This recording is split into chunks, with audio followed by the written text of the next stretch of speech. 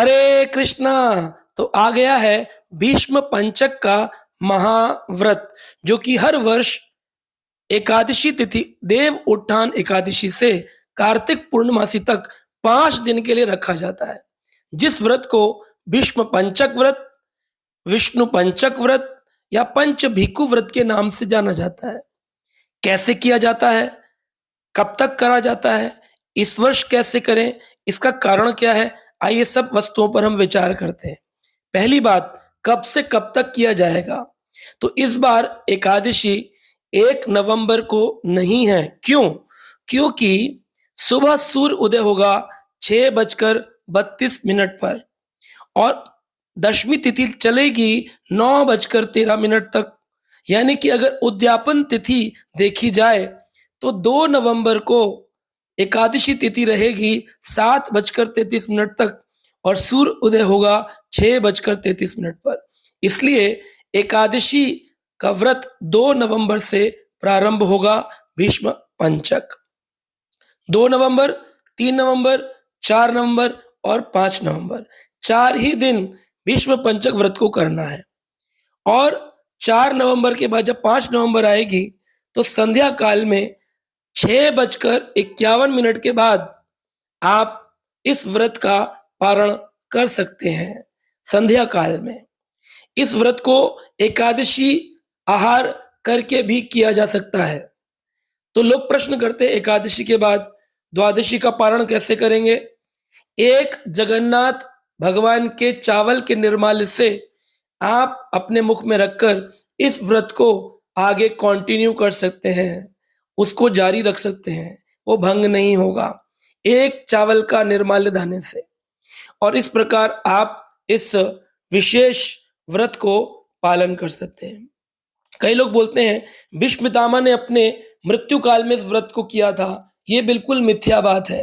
भीष्म पितामह की अंतिम लीला जो हुई वह भीष्म अष्टमी तिथि में हुई, जो कि माघ महीने के संक्रांति के उपरांत आती है। इस वर्ष 26 जनवरी को भीष्म अष्टमी है, जो भीष्म पितामह के देह त्याग की तिथि है। तो भीष्म पंचक व्रत में क्या हुआ? भीष्म पितामह ने भगवान कृष्ण से प्रश्न किए थे, उनके उत्तर में भगवान ने बताया कि ये बहुत ही ज्यादा शक्तिशाली व्रत है, जिसको करने से पांडवों ने मुझको प्राप्त किया है।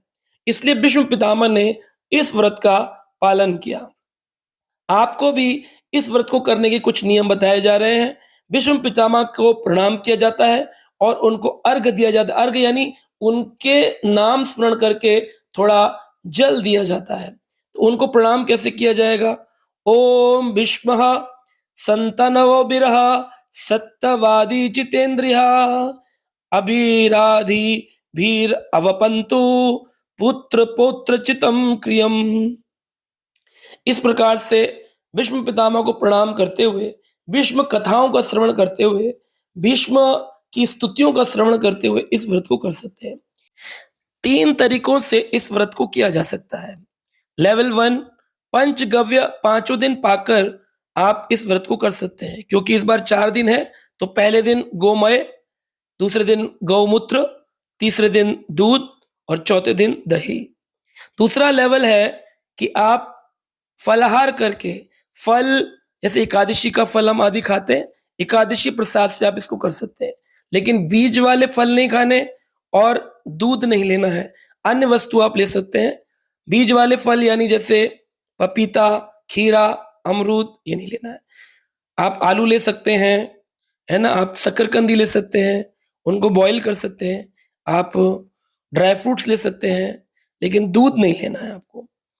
और दूसरी वस्तु है, तीसरा प्रकार है, आप हविष्य बना सकते हैं। यानी कि सेंधा नमक से समा राइस, घी डाल करके उसमें फल आदि डाल करके आप बना सकते हैं। उसकी विधि डिस्क्रिप्शन में दी गई है। भगवान को प्रतिदिन अलग अलग प्रकार के उपहार देने हैं। पहले दिन भगवान को कमल देना है उनके चरणों में। दूसरे दिन भगवान की जांघ पर बिल्व पत्र देना है। तीसरे दिन भगवान को इत्र लगाना है उनकी नाभि में। चौथे दिन भगवान को जावा पुष्प उनके कंधों पर और मालती पुष्प उनके सिर पर लगाना है। इस प्रकार से करके आप भीष्म की स्तुति कर कर भगवान कृष्ण को प्रसन्न कर सकते हैं, और जिस प्रकार पांडव उनके प्रिय बने, आप भी प्रिय बन सकते हैं। तो क्या व्यक्ति प्रश्न करता है कि इसमें और कोई विधि करनी है? अधिक नाम जप, अधिक शास्त्र अध्ययन, अधिक भगवान का स्मरण करना है।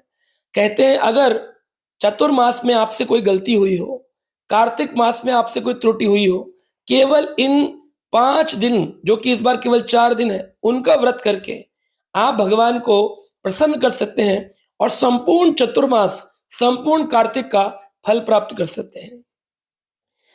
और ये जो 5वें दिन कार्तिक पूर्णिमा से आएगी, उसमें तुलसी विवाह किया जाता है, उसमें देव दीपावली बनाई जाती है। 31 दीपक भगवान को अर्पित किए जाएंगे। जो भी आपने व्रत लिए थे कार्तिक में, उन व्रत को पूरा करते हुए, दान दक्षिणा करते हुए वैष्णवों को आप अपने अन्न को पाना प्रारंभ करेंगे। और साथ में तुलसी माता के गमले में आप उनको शालिग्राम भगवान या गोपाल जी भगवान या कृष्ण की कोई विग्रह रख के उनके पूजन करके, दीप मालिका करके, रंगोली लगा के, परिक्रमा करके, तुलसी आरती करके, कृष्ण भजन गा के, तुलसी विवाह को पूर्ण करके इस भीष्म पंचक को पूर्ण कर सकते हैं। चारों दिन अखंड दीपक भी जलाया जा सकता है, जो कि भगवान कृष्ण के मंदिर में जलाया जाए।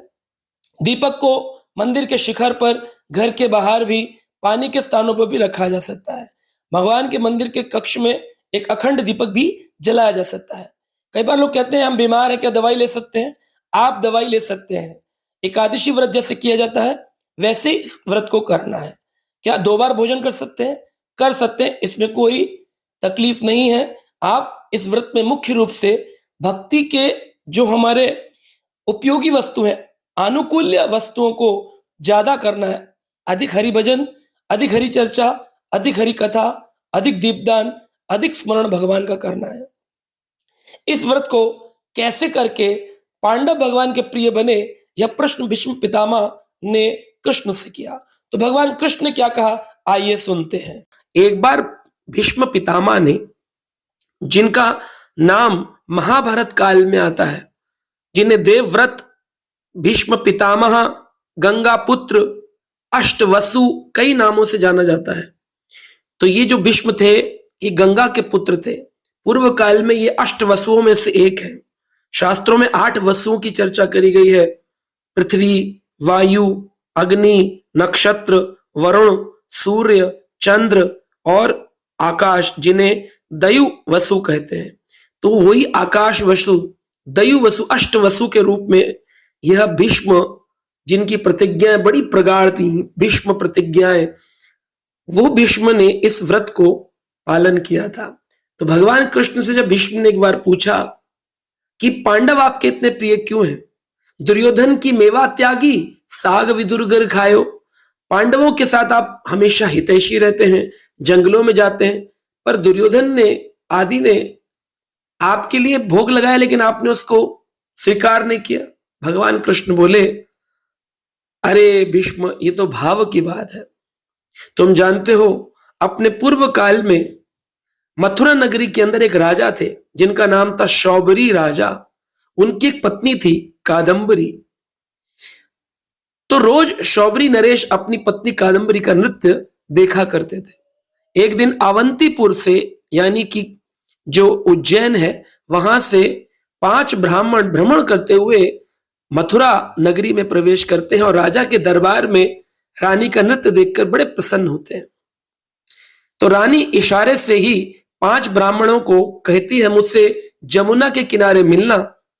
वहां एक तीर्थ है, उसका नाम है अनंत तीर्थ, और अनंत तीर्थ पर उन ब्राह्मणों को बुलाती है। तो पहली रात्रि, जिस दिन देवोठानी एकादशी थी, उस रात्रि को कवि नामक एक ब्राह्मण रानी का नृत्य देखने के लिए अकेले में उनसे अनंत तीर्थ में मिलते हैं। वहां पर मथुरा का एक ब्रह्मचारी, जो मथुरावासी व्रजवासी था, वह विष्णु पंचक नियम पालन कर रहा था। उसने पूरा दिन कुछ ना खाया, केवल पंचगव्य में से गाय के गोबर का ही पान किया। तो जो कवि ब्राह्मण थे, उन्होंने पूरी रात्रि वीणा बजाई, गायन किया, नृत्य देखा और सुबह उस मथुरावासी ब्रजवासी को देखकर उन्होंने भी गोबर का पान किया। दूसरी रात्रि शुचि जो थे ब्राह्मण, वो गए और उन्होंने उस ब्रह्मचारी को देख करके पूरी रात्रि नृत्य आदि में सहयोग करके सुबह गोमूत्र का पान किया। तीसरी रात्रि दृढ़ नामक ब्राह्मण गए और उन्होंने भी पूरी रात्रि गायन आदि वाद्य यंत्र बजाए और सुबह उस ब्रह्मचारी मथुरावासी को दूध पीते देखा तो उन्होंने भी केवल दूध का पान किया। चौथी रात्रि दंत नामक ब्राह्मण गए, उन्होंने भी उस ब्राह्मण को देखकर केवल घी का ही पान किया। पांचवी रात्रि हंस ब्राह्मण गए, उन्होंने भी वाद्य यंत्र बजाए, नृत्य आदि में सहयोग किया, गायन किया और सुबह उस ब्रह्मचारी को देखकर दही का पान किया। भगवान कृष्ण कहते हैं, भीष्म, ये जो राजा थे उनकी रानी ने जब 5 ब्राह्मणों को सहयोग किया, राजा ने उस रानी को दंड दिया कि तुम निकल जाओ मेरे राज दरबार से, और रानी दंड पाकर के नदी में कूद करके प्राण त्याग दिए। अगले जन्म में वह रानी द्रौपदी नामक अग्नि से प्रकट होने वाली एक स्त्री बनकर प्रकट हुई, जिनका नाम था द्रौपदी, द्रुपद महाराज की पुत्री बनकर प्रकट हुई।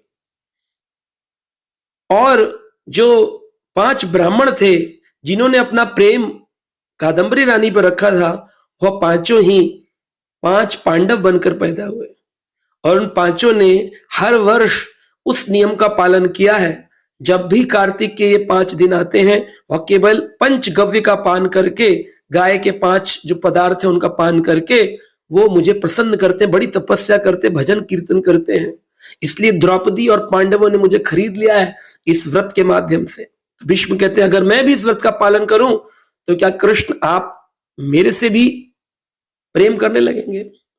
उसी का फल ये मिला कि भीष्म जब तीर चलाते थे तो कृष्ण को लगता था कि जैसे उनकी प्रेमिका ने गुलाब का फूल उनको दे मारा है। प्रबल प्रेम के पाले पड़कर प्रभु को नियम बदलते देखा, अपना मान टले टल जाए पर भक्त का मान न टलते देखा।